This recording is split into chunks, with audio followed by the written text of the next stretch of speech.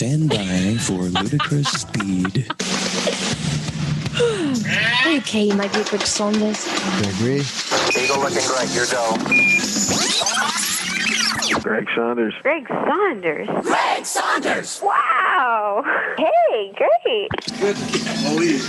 I got it. We interrupt this sound file to bring you a terrifying announcement. Are you aware that you're leaking coolant at an alarming rate? Show us the skills that have made you a media darling. Well, I'm glad we got all that out in the open. Ladies and gentlemen, this is the Saturday Morning Stateline Show.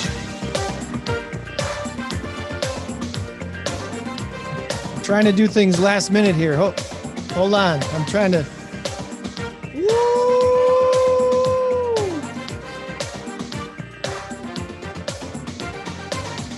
Tom, you're probably already aware of such a thing, but you know, a potato becomes plural once it's mashed.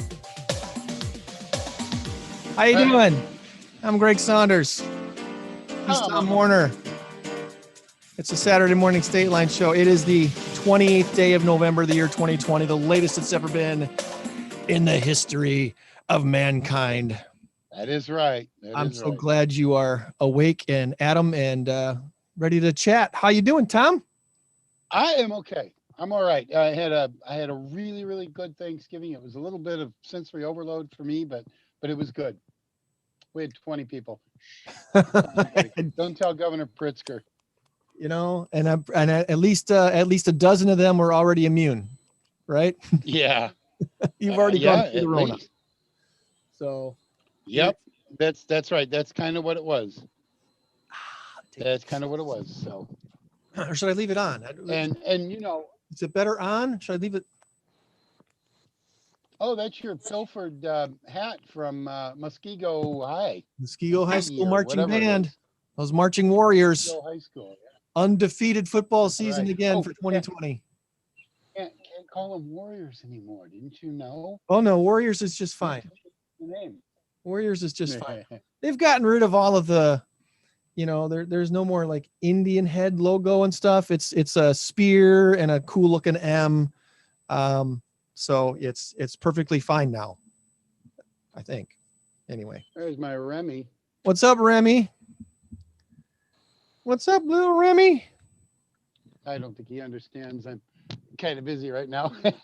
Now I'm thankful you've adjusted your volume, but you can turn it up a little bit if you want to. If you're able to, go ahead and feel free to turn it up a little bit. I'll probably have to do that on the maybe there. Maybe that's a little better. I'll probably have to do it on the break. That's fine. That's fine. We'll be chatting with Corey Neese here shortly. In fact, if he can join us now if he's ready. Let me see if I can ask him to start his video. We are live for the first time on YouTube. We're YouTubing it today and hopefully for the foreseeable future. And there he is. Look, oh, I knew he'd be sitting there outside enjoying the Florida weather. Good morning, buddy. Good morning. I'll share this with you. It's a 68-degree morning here in Jacksonville, so we can live with this. So yeah, and you're in a bird cage. I am. This is something. I was going to say, I saw Greg wearing that hat when I first logged in, and the first thing I thought of was I was watching The Wizard of Oz the other night. I thought he was one of the Wicked Witch's men marching down the runway there. Looking. Exactly. Yep. So no, but this is the bird cage. My wife loves this seat. We get to come out here in the early evenings when it's just starting to cool down. I was out here Thanksgiving putting up Christmas lights and about roasted. So I'm very excited for the Christmas season. It's just hard to get into the feel down here when the weather is still quite warm.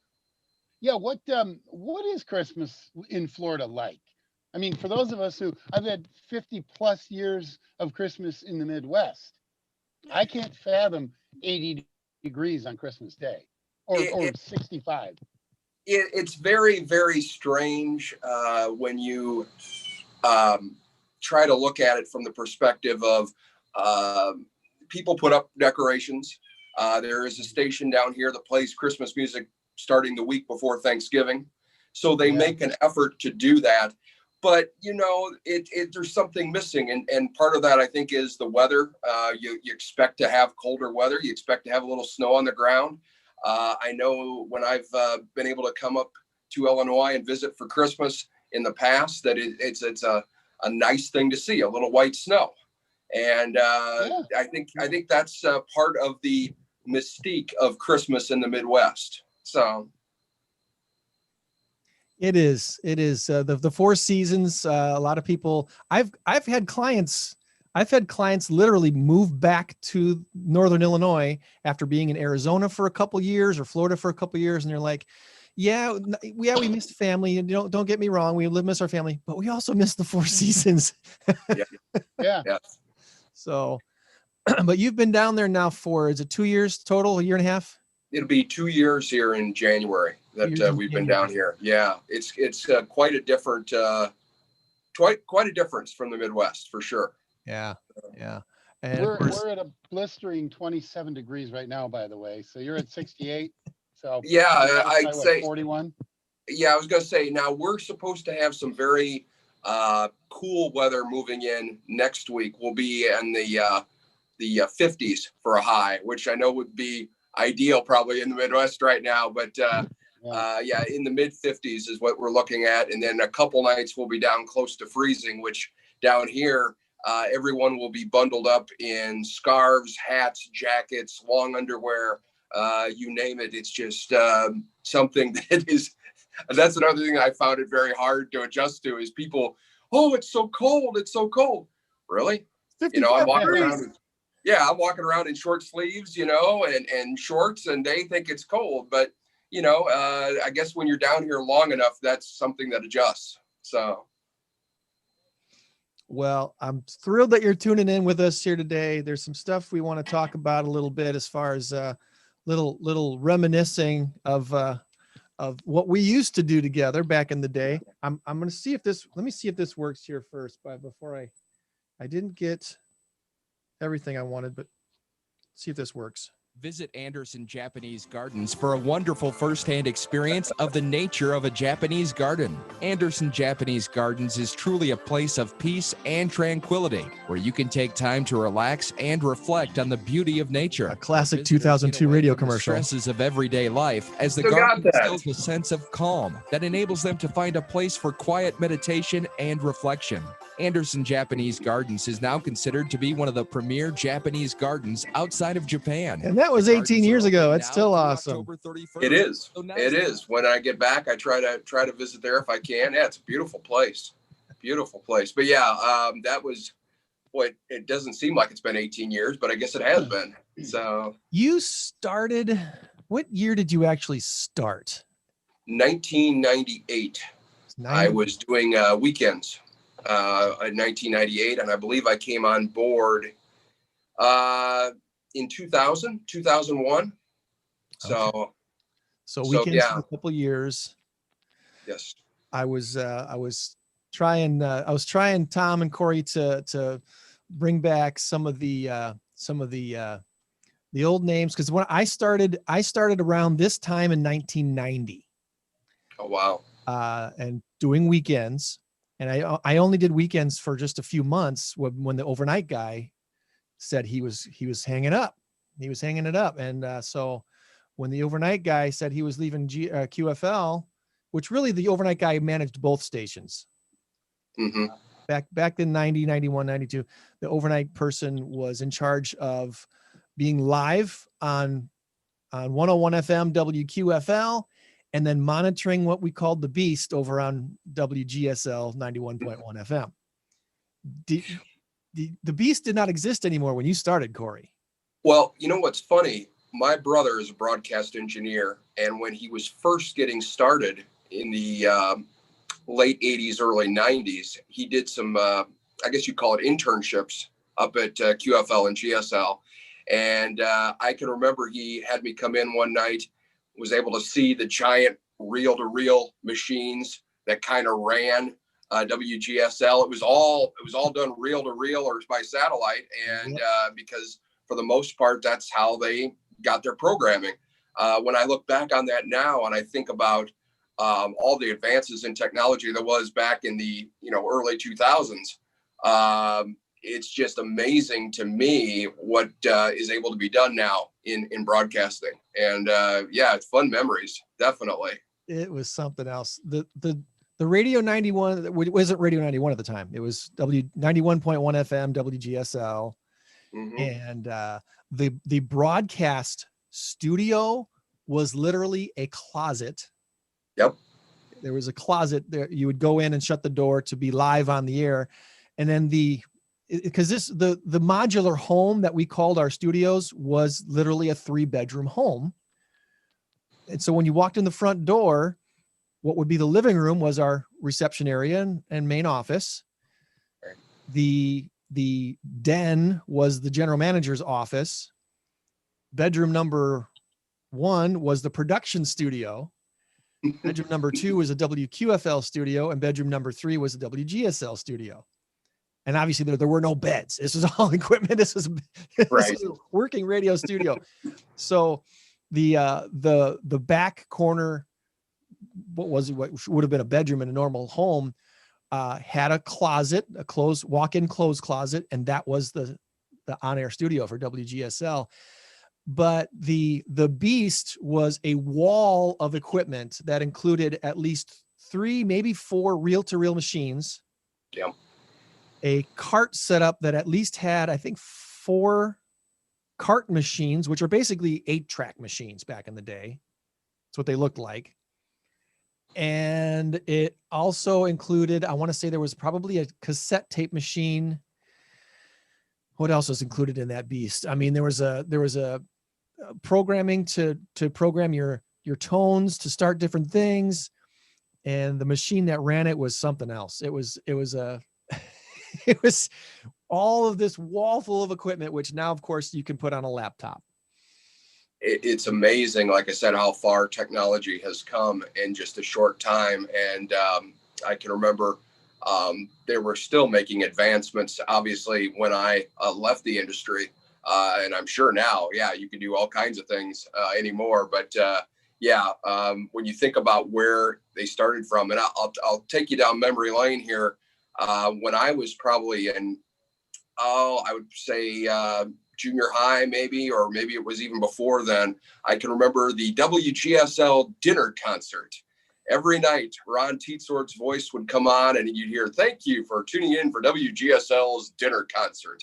And it was instrumental background music for you to enjoy while you were having your evening meal. And back then, that was the cool thing. And I remember finding many CDs when I got older that had that kind of instrumental background music that were probably used during the dinner concert. So fond memories of that. And it's probably one of the things that got me interested in wanting to work up there many years ago. So I don't have a lot of memories from it because I didn't work with you guys, but I listened all the time.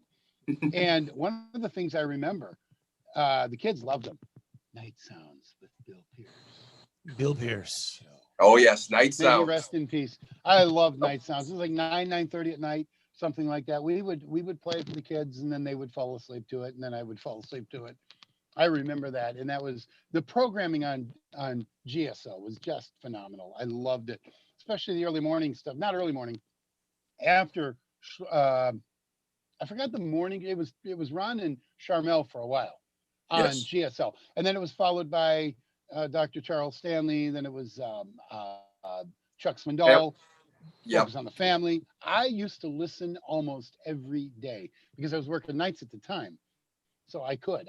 I that was my radio station of choice, and it wasn't so much QFL. It was GSL.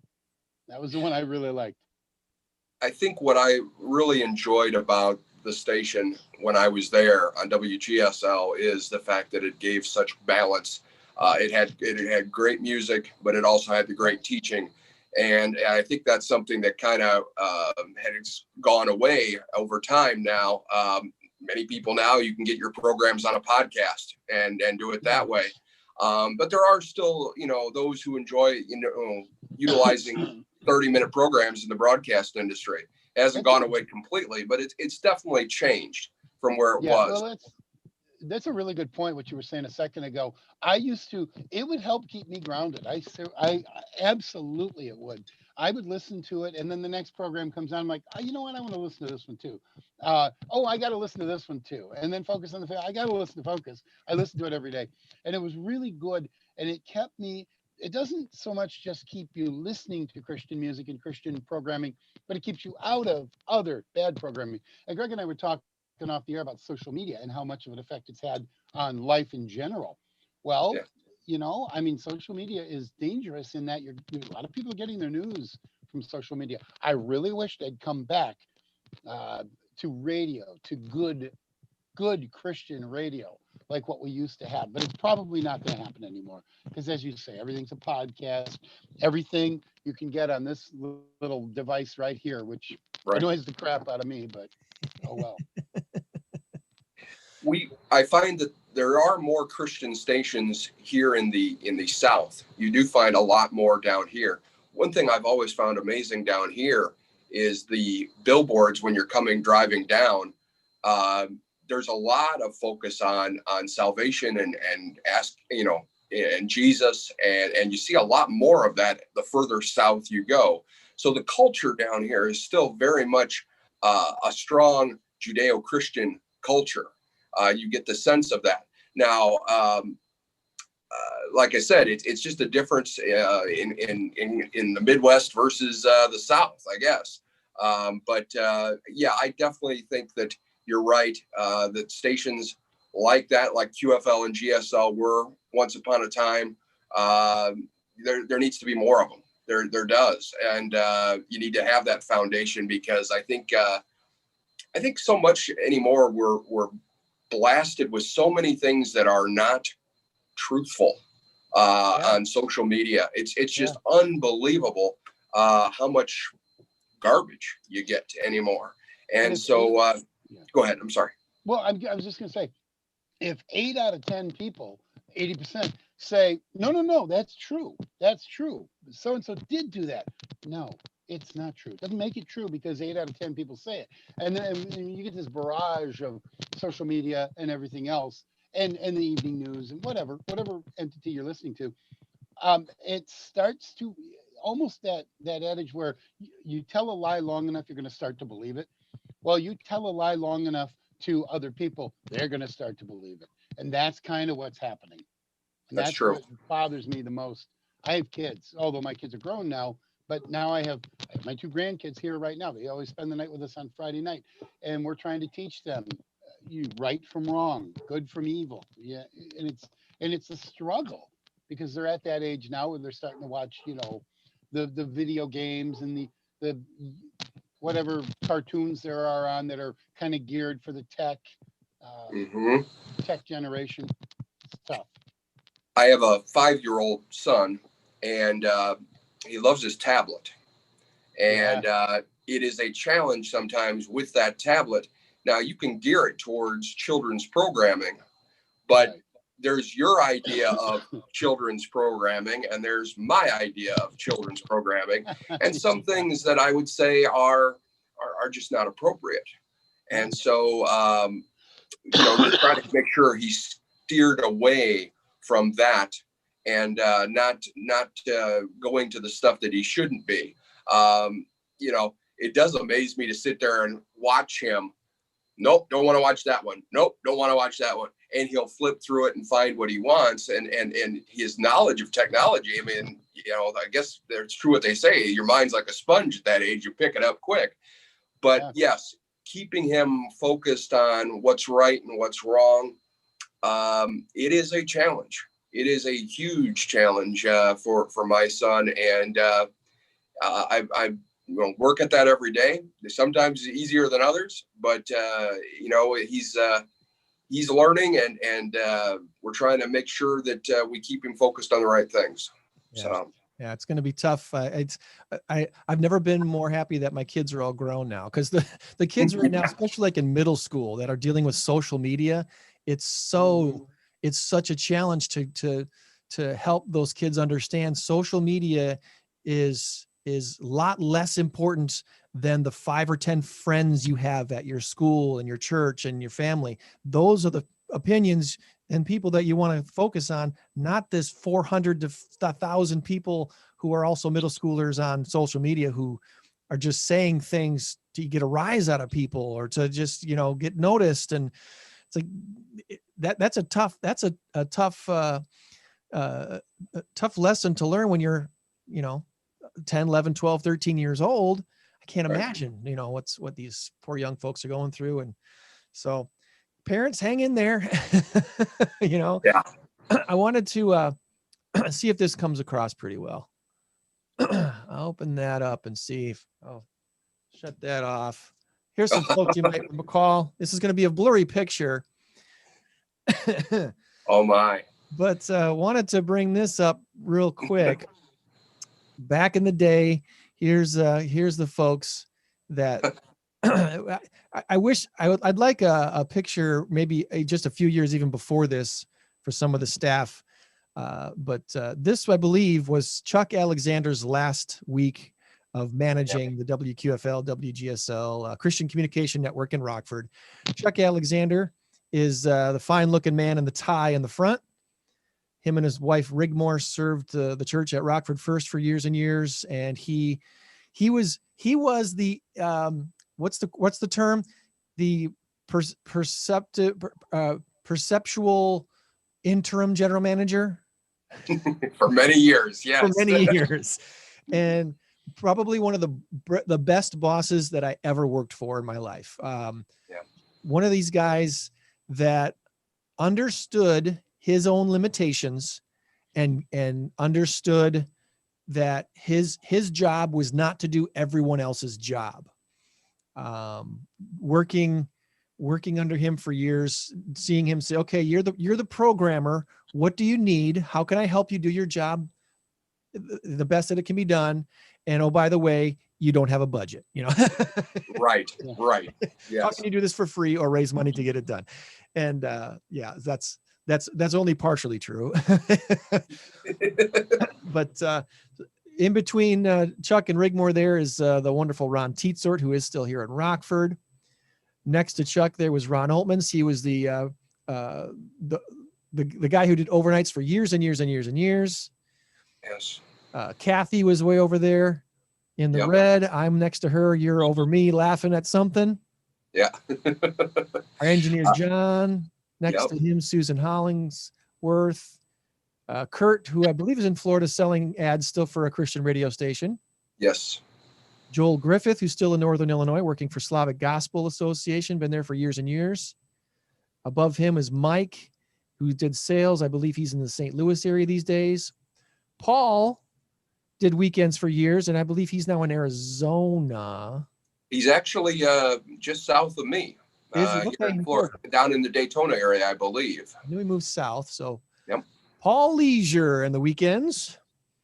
John Miller behind him. He's been in the Northern Illinois area still for years. Chris Carmichael behind him. Mr. Steve, the famous children's entertainer, Mr. Steve, who did the mornings with Mike at the Mic for years. And then Jim, who did sales and promotions for us for years. Missing in this picture, Cindy Swanson. She did not attend this particular meeting for whatever reason. I don't recall. But I wish she was socially distancing. Yeah, right.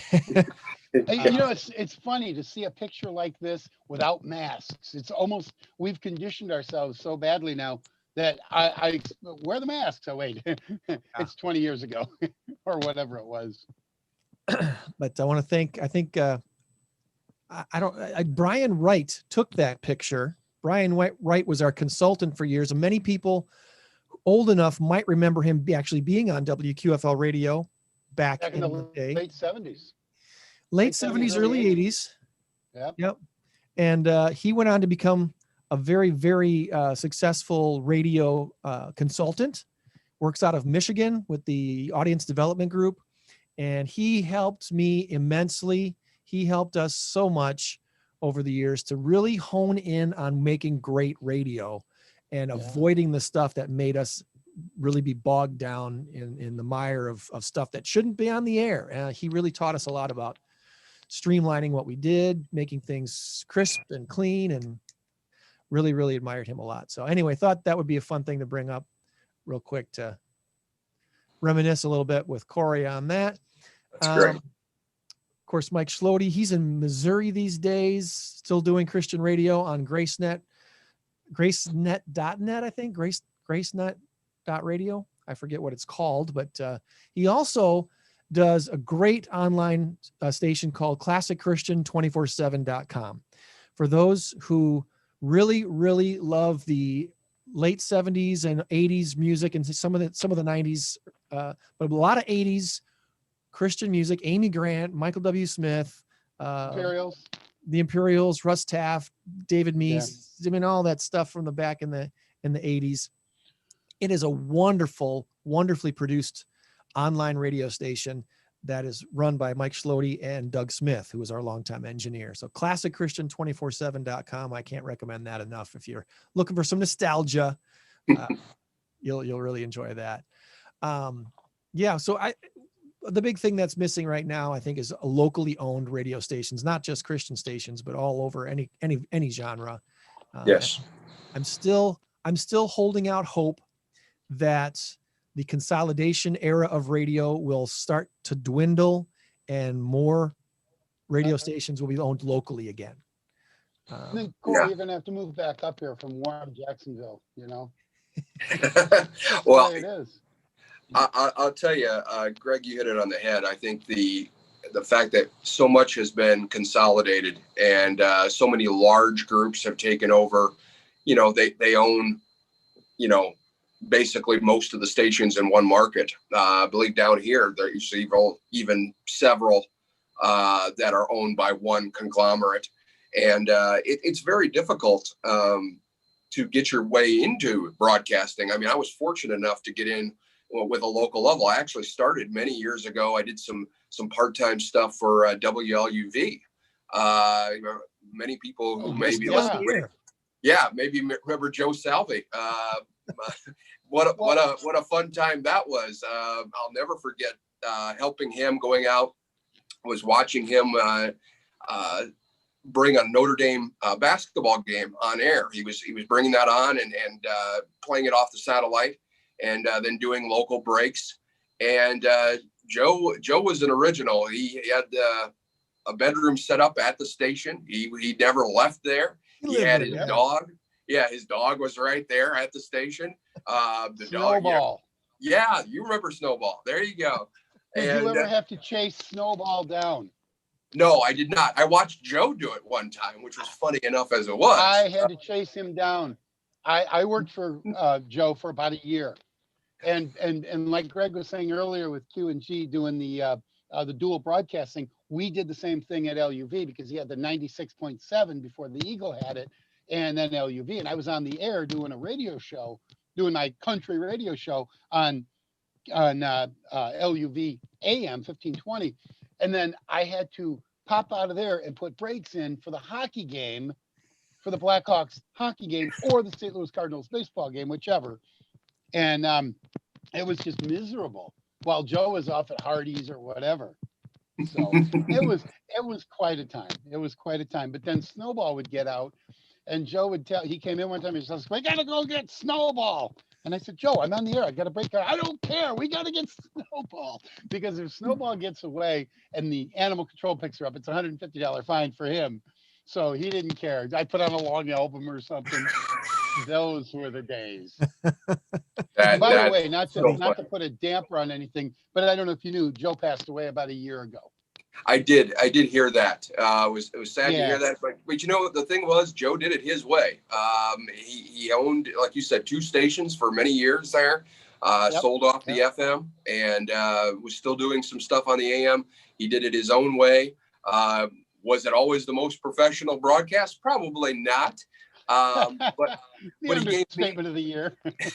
but he gave me the opportunity to get my start. I announced football games for him and was able to hang out at the station and learn a few things before I ended up going over to GSL years later. And it was fun. I enjoyed it, and I'm grateful. I bet you there's more than just you and I talking that have had that experience. Oh yeah. So many of the guys I work with at ROK now. We're all LUV alums. I did basketball games for him as well, and him and I, we had a good run. We had a good run, about 9 or 10 months. Then I moved over to ROK. I started there in '92 and went over to ROK in '94. So about a year, maybe just under a year. When we had Anyway. our hot streak here of 60s and 70-degree weather was it beginning of November? It was November. We had that whole week of November, like 8 days or so of 70-degree weather. I did some work outside one of those days for a long day of work, some landscaping stuff, and I put on WLUV, which has an FM signal now. Yes, 105.3. 105.3 on the FM dial. So I was listening to the old best of the 60s and 70s on LUV, and I was like, this is awesome. This is great. So our old engineer, John Huntley from Town Square, is now the engineer over there. Is he? Okay. He does it part-time. He does it because he just loves it. And I saw him at a Portillo's not long ago, and we had a really good talk about it. And he kind of told me a few things. It was Joe's niece who took over the station. Oh, wow. Because he had no kids. And so his niece took it over, and she's now making some changes, and they're doing 60s and 70s. It's really good. Yeah. It's really good, except it's very choppy. They don't have any commercials, really. I mean, they might have 1 or 2 commercials here and there, a lot of PSAs, but they'll play a half an hour's worth of music, and then they'll do 4 or 5 PSAs and then come back and do more music. And I really like that. If I'm mowing the lawn, or if I'm cleaning the house or whatever, pop the headsets on and listen. Well, hey, we could go on for hours, guys, but we'll have Joann waiting in the wings to bring us our Paws Pet of the Week and everything else. So before we let you go, Corey, I know you wanted to plug something real quick happening here in Rockford. Well, we were just talking about, the importance of building our kids and their future, and something that's still on my heart to this day. I'm an alumnus of North Love Christian School. They have been in Rockford now for over close to 50 years. And they are facing many challenges, as many are right now with the COVID-19 pandemic. They have obviously tuition that covers a large amount of the costs there at the school, but they also have, need to do additional fundraising to help balance out their budget. And a lot of their other traditional fundraising methods have been cut short because of COVID-19. There's not ways to do certain things that they normally would do because of the restrictions that are currently in place. So coming up on Tuesday, December 1st, they're going to have a day of giving. And if you're an alumnus of North Love Christian School, if you believe in Christian education, if you believe in it's important to keep that alive in the Rockford area, I would encourage you to go on to North Love Christian School's Facebook page. You can make a contribution on Tuesday. Again, it's a day of giving, a day of thanks. The school website, if you're curious about North Love, northlovechristianschool.com, or you can call the school office. I'll give that number real quick. It's 815-209-2634. And I just ask you to really consider what North Love Christian School means to the community. If you believe in keeping your kids grounded in a solid foundation, and maybe you have a church that you attend regular, but you are looking for a private school, that may be something that you would consider with your children. I know that Tony Cataliso is the principal there. He's done a wonderful job for many years. It's a great group of teachers that are working kindergarten through 12th grade. And I would just ask you to consider reaching out. Again, North Love Christian School on Facebook is where you can make a monetary gift if you're interested. But I encourage you to find out more about it. And if you are an alumnus of North Love, or if your kids have been an alum of North Love, would you consider making a contribution to help them during this difficult time through the pandemic? Have they given you any indication of potentially playing basketball in the spring? I wish. North Love has followed the IHSA guidelines, and at this time, the season is basically suspended. Yeah. Trying to figure out what they're going to do. I know their initial plan was to move all of the fall sports to the spring. And so volleyball would obviously be moved into the springtime. Now it's, well, how do you figure out what's going to happen with the basketball? North Love's had a tradition of great basketball teams in the Illinois Association of Christian Schools, 3 state boys state championships.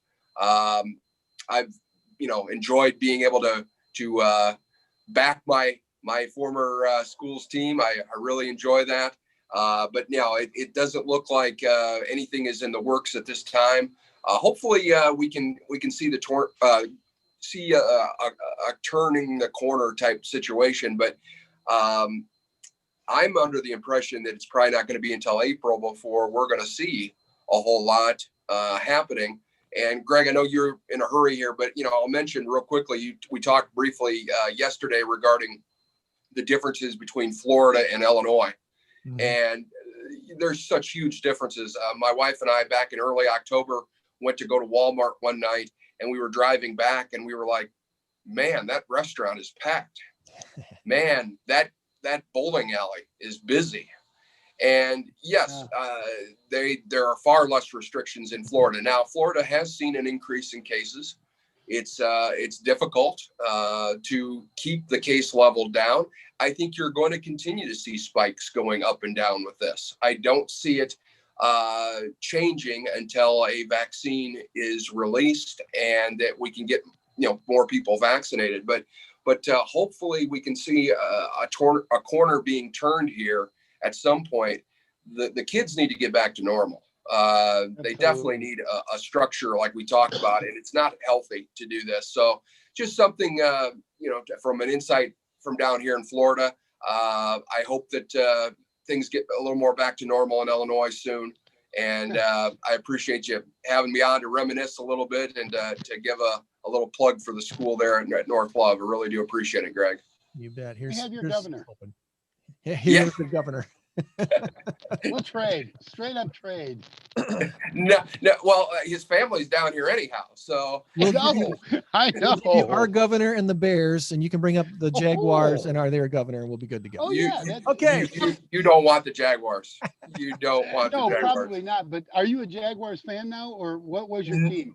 No, I'm still a diehard Bear fan, and this coming Sunday, I plan on watching them beat the Packers. And no. It's probably just me, preparing myself in advance for the slaughter that's going to take place. But you got to remain positive while you can.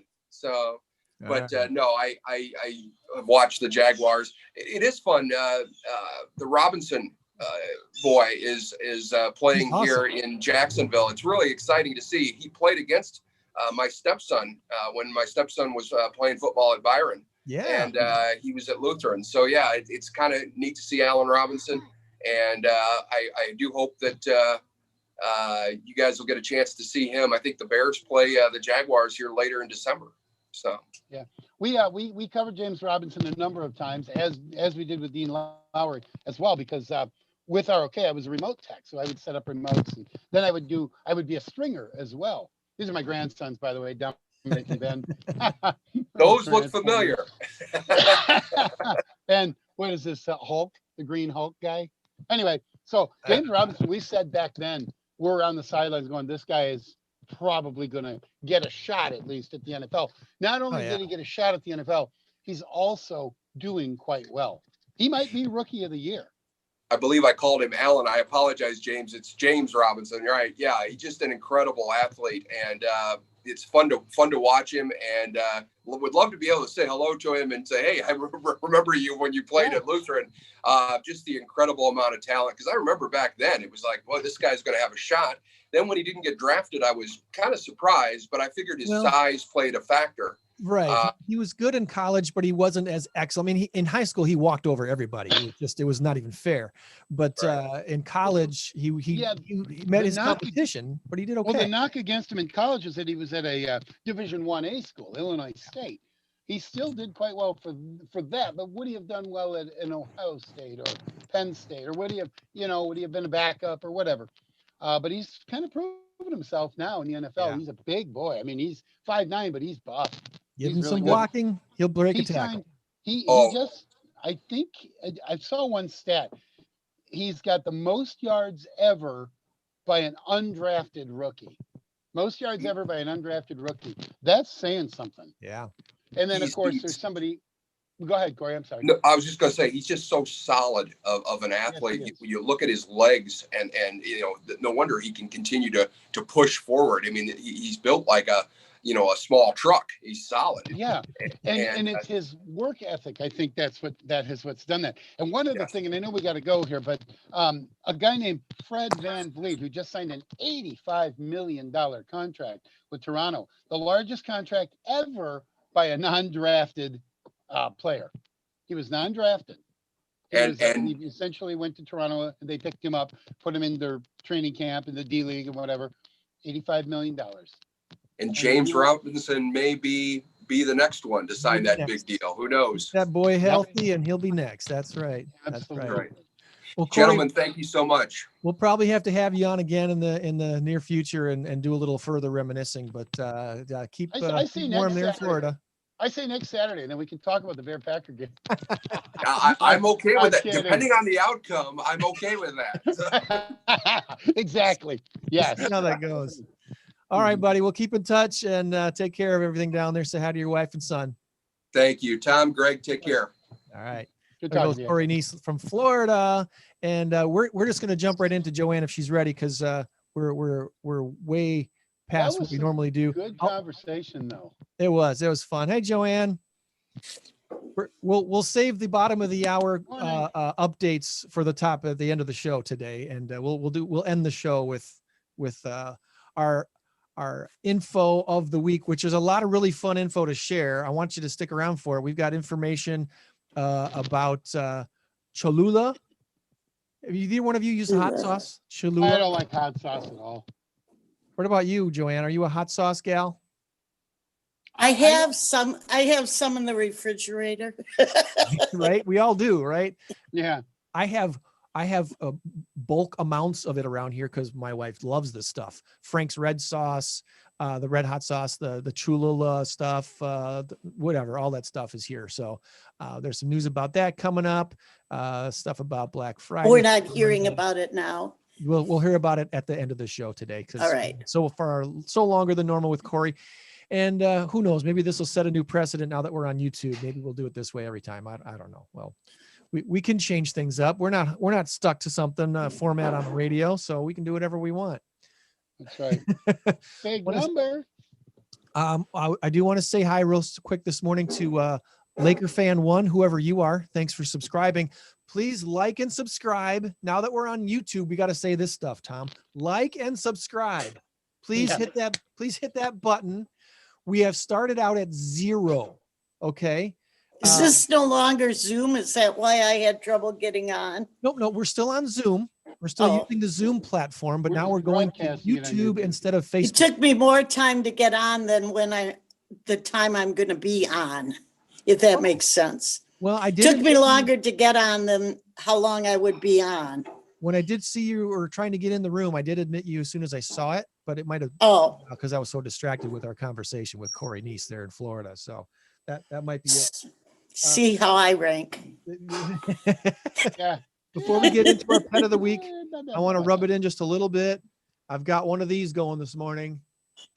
The famous Dita Bomb. It doesn't look as delicious as it probably tastes. The cinnamon. Now it looks better. The cinnamon rolls. Okay. Made by my. I thought he had found something in his yard. No.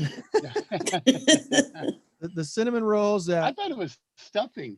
Yeah, no, cinnamon rolls are amazing. It's already cooled off down here in the cool basement. Unless you're going to share with the rest of the class. I was thinking the same thing, Tom. Yeah, kind of a teacher voice. If you don't have enough for everyone, just throw it away. If I get out of the house, you might find a little bit of a package of these at your front door at some point this weekend. That's how we did Thanksgiving. Ooh. We did a round robin, but I think I was kind of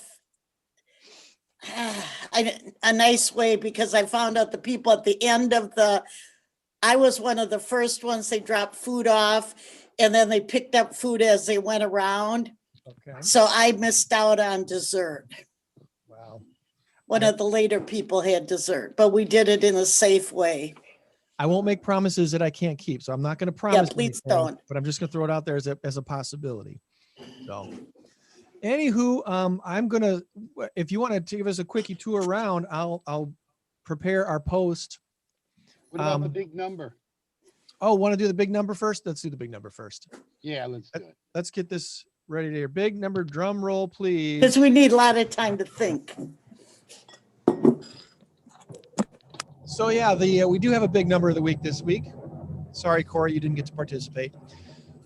Big number of the week this week is 40 million. 40 million. 40 million. This week's answer is truthers or turkeys. Truthers or turkeys. Big number of the week, 40 million. We'll give you the answer here at the end of the show. And yeah, let's take things over to Joann and the Humane Society. I just wanted to show, I brought my bunnies today because someone's coming to look at them. This is Myers and Corbin.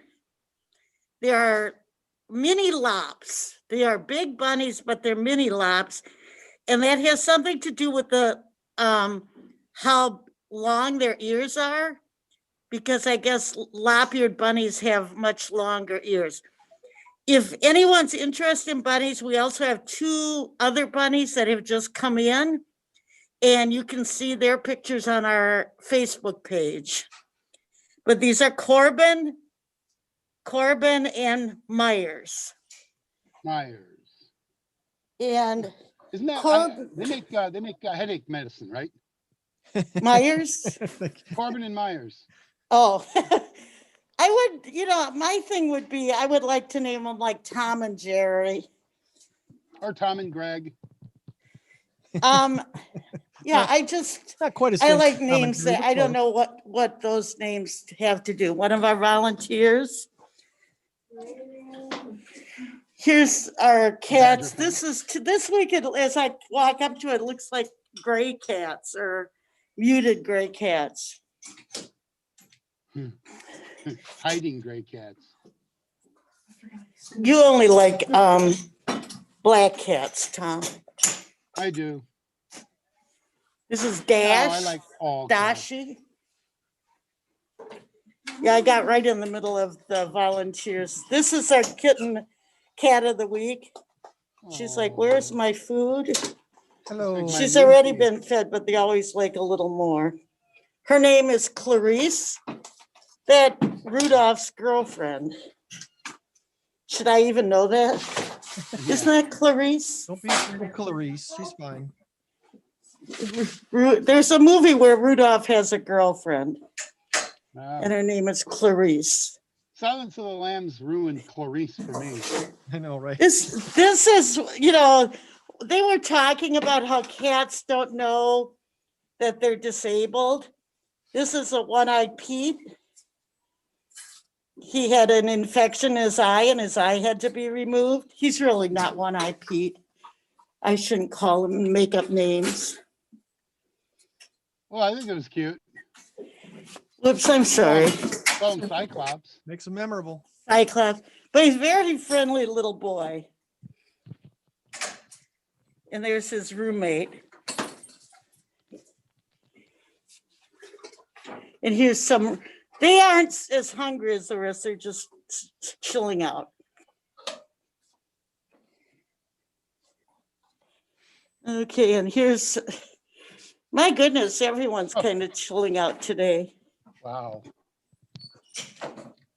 They saw me coming. Yeah. I think you got more food, refills. They're always looking for more. Not as many in this room. Oh, an orange kitty. Not Amber, is it? No. No, you want Amber is over here. Amber's in her own cage. Yeah. There's my Amber. She's eating breakfast.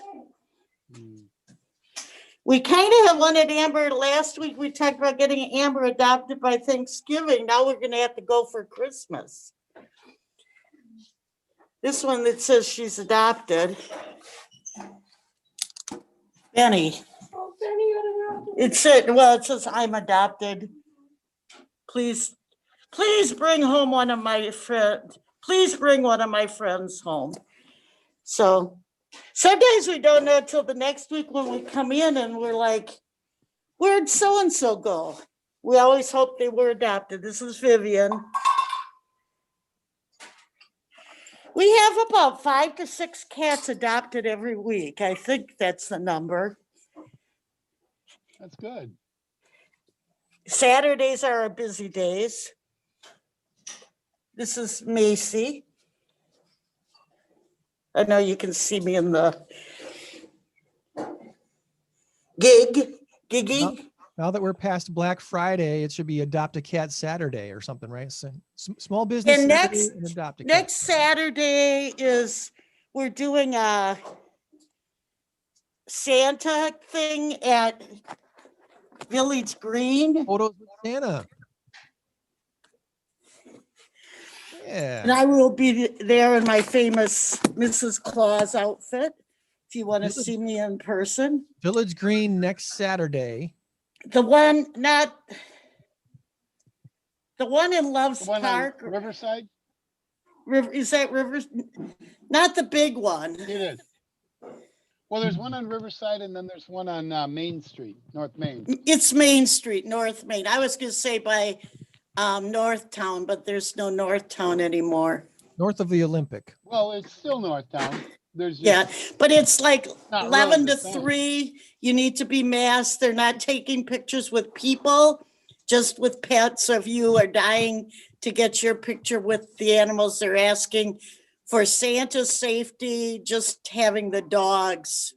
Yeah. And everyone there will be masked, and we ask that you wear your mask. So 11 to 3, and it's benefiting Paws. So come on out. I think not far from my house. No, it's pretty close to you. I think I might have shared that event on the Facebook page already, but Thank you. Look that up on Paws, of course. Paws Humane Society, Rockford, and share, like and share, please. Thank you. All right. So I think I'm not sure when Giving Tuesday is. Is that over already? This Tuesday, traditionally, yes, after Cyber Monday, after all the shopping's done from Black Friday through the weekend to Cyber Monday, Giving Tuesday is this Tuesday. And this year, gosh, more than ever, there's a lot of not-for-profits that need our help. So if not-for-profits don't get the donations that they do during a normal time. So some of them might not make it through this COVID stuff, and it's we're hurting. Yeah. Our adoptions alone cannot sustain us. So and we put a lot of money into our animals, and the adoption fee does not recomp that. Has the fur ball already kind of been canceled for the fur ball has been canceled, but we're doing an art auction. Okay. So what we are planning to do is doing an online art auction. Cool. So I'm not quite sure how I'm not in charge of that, but we're collecting kind of the same thing we did for the silent auction, but it will be an online, I suppose, Facebook, maybe. I've seen them before where they picture the item and then you can bid on it. And those can go both ways. Some of these are immensely successful, better than they've ever done with live events, and some have not gone well at all. So I think we're having live auction for a certain time, but we're also having like items that you can bid on too. So, but I haven't seen it all together. We're still working on that. It's a couple of months away yet, but it's kind of sad because Furball is our big fundraiser. Right. So if you can give, even whether you're buying something on an auction or not, this is a really good time to do that. Help Paws Humane Society stay open and active and doing what they do. And whatever your favorite not-for-profit is, they need your help more than ever this season. Yes. Please. I'm not just saying Paws because I'm wearing the Paws logo, but Right. And on this show, you've heard us talk a lot about Rock House Kids, Mosaic. We've talked a little bit about One Body Collaboratives and what they do to help not-for-profits. We had the Northern Illinois, we had Dan Ross on just a couple weeks ago talking about what they do to help not-for-profits too with the Northern Illinois, what is it called? It escapes me at the moment, but his video is in the stream here from on the Facebook page. It's a need. There's a lot of needs. So please dig deep a little deeper this year and help out the not-for-profits if you are able to do that. So, all right. At the end of the show today, besides our normal bottom of the hour info, we're going to share that at the end of the show. We've got some other random audio to share at the end of the show as well. So stick around for that.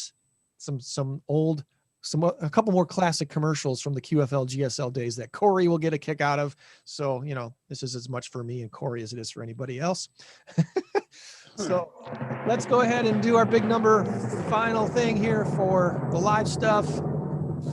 Big number of the week this week is 40 million. So far, we've got Tom and Joann tied at 1-1. I can't. Yay! Oh, that shows up good. 1-1. Okay, the answer this week: truthers or turkey? In 3, 2, 1, go. Truthers. They both went with the truthers. We could either both win or both lose. I've got nobody in the comment stream. We're still going to build up the YouTube audience, so I'm not worried about that today. Anybody else in the Facebook comments? Saturday morning Stateline show. People just still catching up to the fact that we're going on YouTube instead of Facebook Live. Okay, there we go. So, all right. So our two stories this week. You'll need to know that more than half of all turkeys sold over the course of the year will be eaten this week. According to The Economist, Americans eat about 40 million turkeys during Thanksgiving. The answer this week is turkeys. Womp, womp, womp, womp. Wait a minute. 40 million turkeys. The truthers story. Sorry, kids.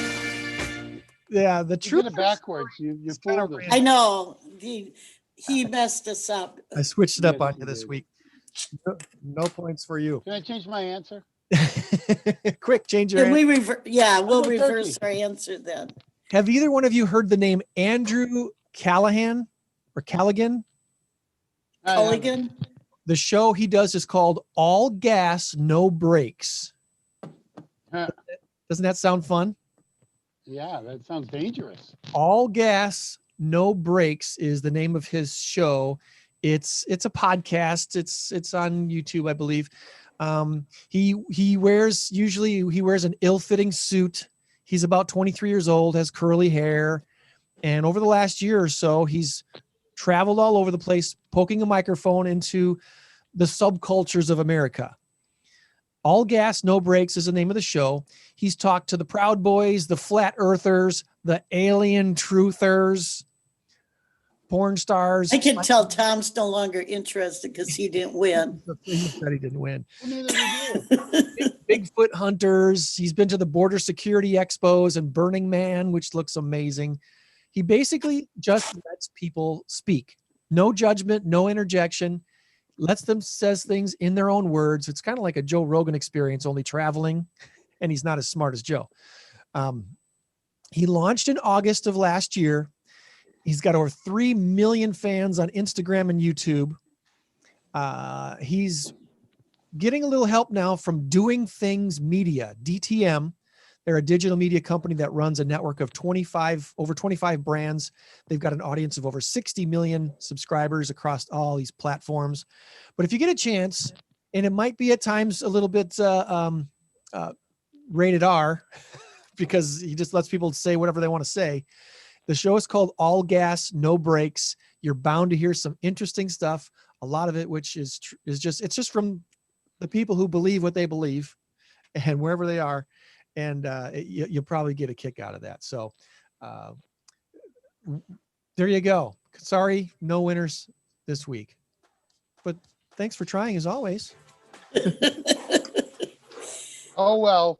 What's Bill's joke? Oh, the Bills show. Thank you. What would I do without you guys? Yeah, we run the show. It's almost. I forget. I've got it written down in front of me, and I still didn't remember. Okay, there we go. Ladies and gentlemen, our dad joke of the week from our good buddy Bill.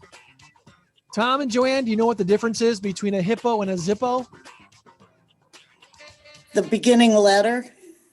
The difference between a hippo and a zippo. I know the answer.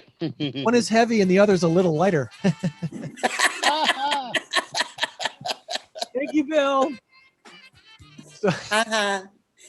Stick around. We've got some end of the show info coming your way and a couple of vintage commercials from nearly 20 years ago to play in honor of our good buddy Corey. I think I might have voiced one or two of these, but anyway. I have to go because I have an adoption at 9:00. Hopefully, well, awesome. Corbin and Myers will go to new homes today. So, but thank you. Thank you for all you do, Joanne. Bye, Joanne. Bye. Later, Tom. Y'all have a wonderful Saturday. Remember, you change the world when you help one person. Be a blessing to someone today. We'll try to do the same. Looking silly. Have a wonderful weekend. God bless.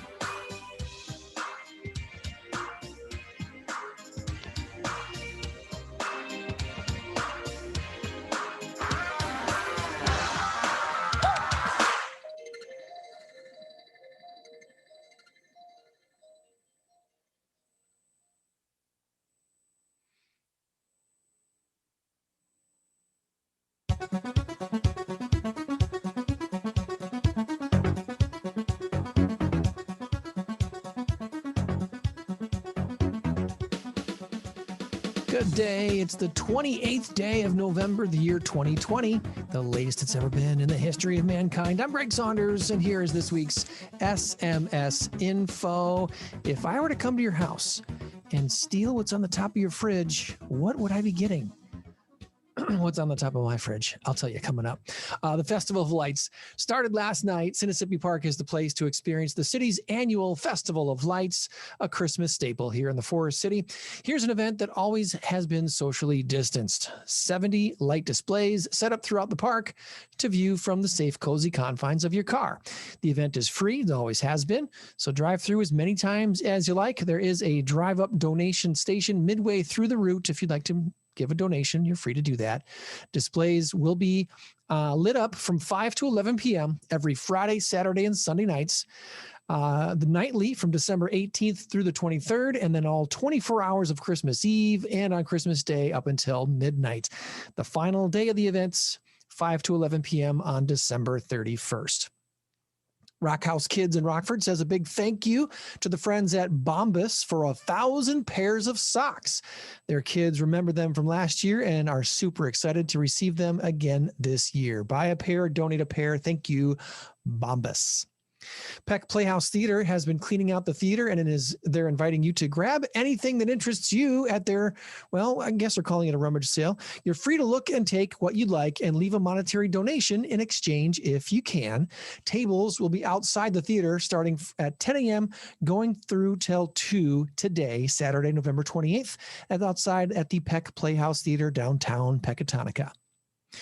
You can support our local artists this holiday season and shop for art online on Sunday, November 29th, what they're calling Artists Sunday.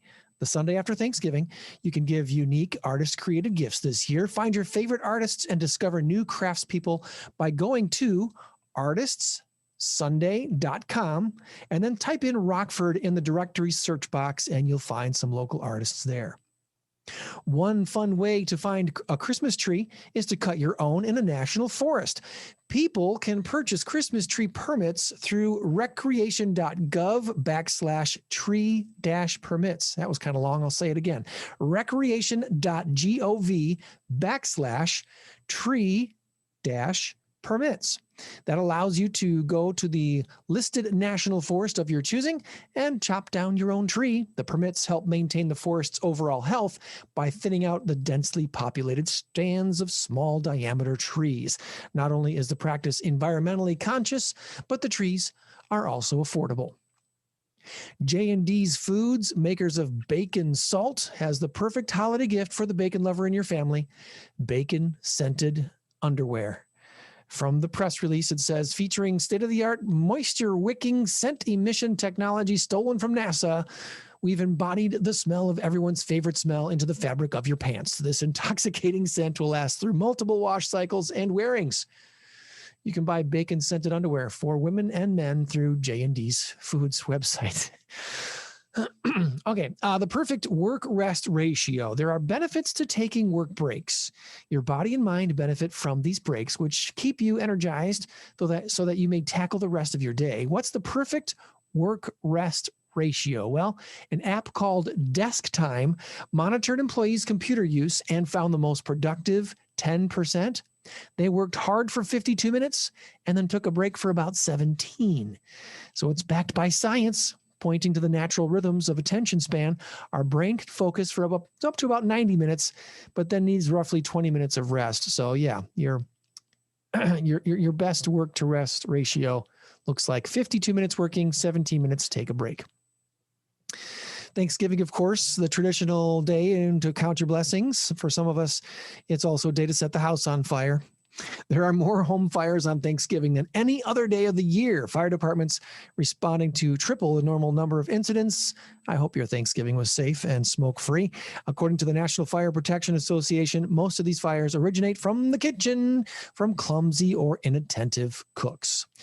Here's a bunch of randoms for you this week. eMarketer estimates that Black Friday and Cyber Monday this year will bring in $23 billion. They're expecting a 38% jump from last year. 52% of pet owners plan to buy their animals a holiday gift. E-commerce platform Wish is going public. Snapchat released its TikTok copycat product. It's called Spotlight. I haven't looked at it yet. A clinical trial of 35 adults using oxygen therapy to reverse two key indicators of biological aging. Oxygen therapy. Now, there's something I would try. A sommelier compared 11 wines from Costco, Target, Trader Joe's, and BJ's, and the winner was Target. Have you heard of McCormick, the $24 billion condiments giant? Well, they own Old Bay Seasoning. They own Frank's Red Hot Sauce. They have now acquired Cholula from the El Caterin Company for $800 million, but that's nothing. Penguin Random House will acquire Simon & Schuster from Viacom CBS for $2.2 billion. The combined book publishing entity will account for 1 out of every 3 books sold in the United States. And finally, the Dow crossed a huge threshold this last week, 30,000 points, just less than 4 years after it eclipsed the 20,000 point mark. Amazing. All right. Did you guess? Did you tell me in the comments? Let me know. If I were to come to your house and steal what's on top of your fridge, what would I be getting? In my house, you would be getting cereal and chips. Enjoy.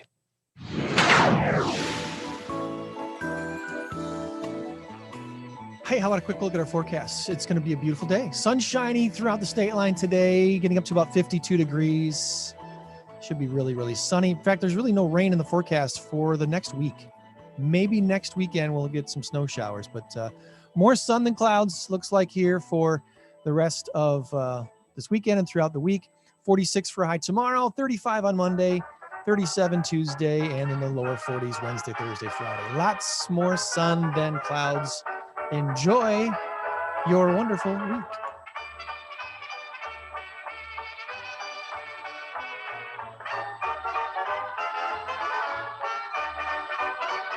You're invited to a day filled with music and ministry this Sunday at North Love Baptist Church as we welcome evangelist Steve Piggott. For over 20 years, Brother Piggott has traveled across North America, informing, encouraging, and challenging people to change their lives through Christ. His use of humor and animation commands attention from the youngest to the oldest. Joining Brother Piggott will be soloist Bobby Finch.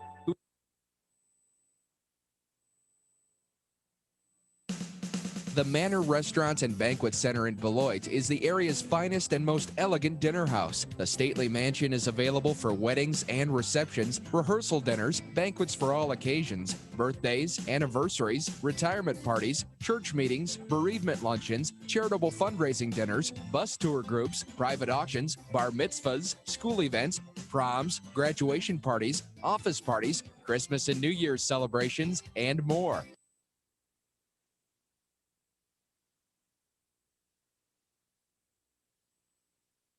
Best Suites of Rockford on Walton Street is changing the sheets. Beginning May 14th, Rockford will welcome Quality Suites. With the name change, Quality Suites will be offering choice privileges with a frequent stay program and will allow frequent flyer miles with qualified stays. With numerous upgrades, including a hot breakfast buffet and Rockford Peoria bus service to and from O'Hare, Quality Suites is your home away from home. Make your reservations by calling 227-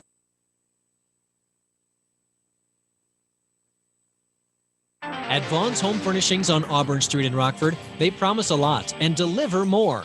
With a wide selection of TVs, VCRs, DVDs, stereos, sofas, love seats, coffee tables, refrigerators, ranges, microwaves, and so much more. Need more furniture for those cookouts? A bigger stereo for your home? A big screen TV? Check out Vaughn's Home Furnishings on Auburn Street across from Amarok. Call 964-3308. Get a lot more with Vaughn's Home Furnishings.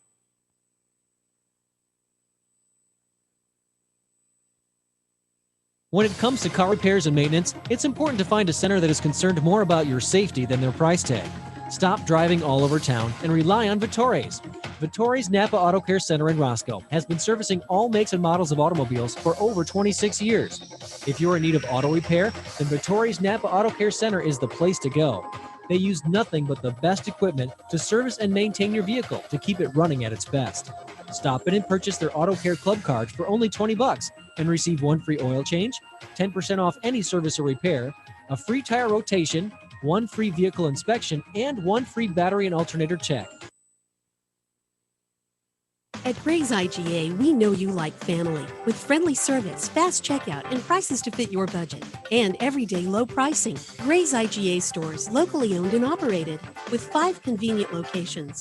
Auburn Street, Sandy Hollow Road, North Alpine, and Broadway in Rockford. And on North 2nd Street in Loves Park. Gray's IGA, where family values are a way of life. Join us at our North 2nd Street location for special savings this Thursday, May 23rd, during the 101 QFL Hometown Pride broadcast in Loves Park.